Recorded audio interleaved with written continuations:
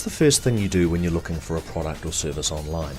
If you're anything like most internet users, you probably enter a few relevant terms into Google and hit search, then click to one of the first few links on the results page. The web is a competitive place, and if your business ranks low on Google, your customers won't find you and you'll lose business as a result. In this series, we show you what search engine optimization can do for your business and give you up-to-the-minute expert advice so you can make smart decisions about incorporating SEO into your marketing strategy. In this episode, we start at the beginning by asking the question, what is SEO?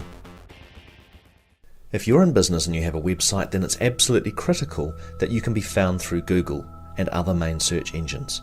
Search engines are the biggest and best source of traffic for your website. So if you sell, say, tennis equipment, then you need your business to appear on the first page of Google results when someone searches for tennis rackets or tennis shoes or well-known tennis brands in your town. However, high search engine rankings simply don't come by accident. Search engines employ very complex logic, involving over 200 criteria to rank results. When you optimize your site, you rebuild it so that it's highly visible to search engines according to those 200 criteria, with the aim of improving the position of your site on search engines' result pages.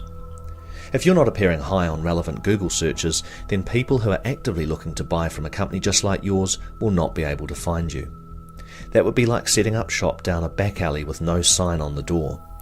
Without SEO, your award-winning website will remain in the shadows, achieving little or nothing for the business.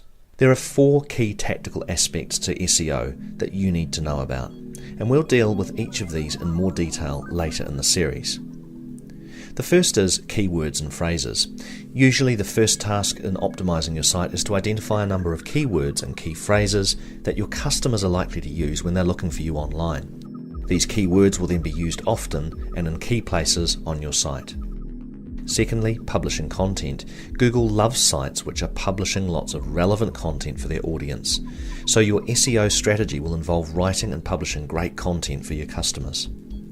Thirdly, site structure. This is where it gets technical. SEO is not simply a matter of choosing a few key phrases and sprinkling them throughout your site. Your SEO strategy will involve some technical coding work.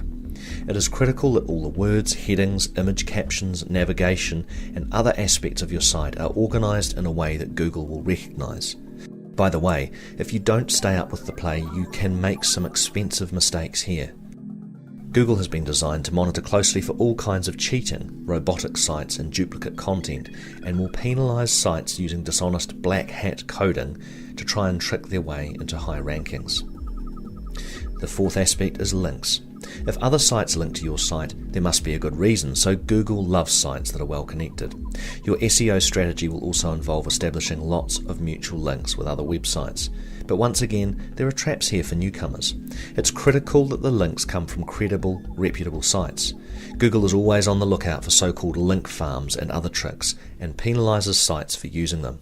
We'll be discussing all of these points in more detail in future shows, as well as giving advice on how to find the right SEO consultant to work on your site, and expert predictions on how SEO will change over the next few years.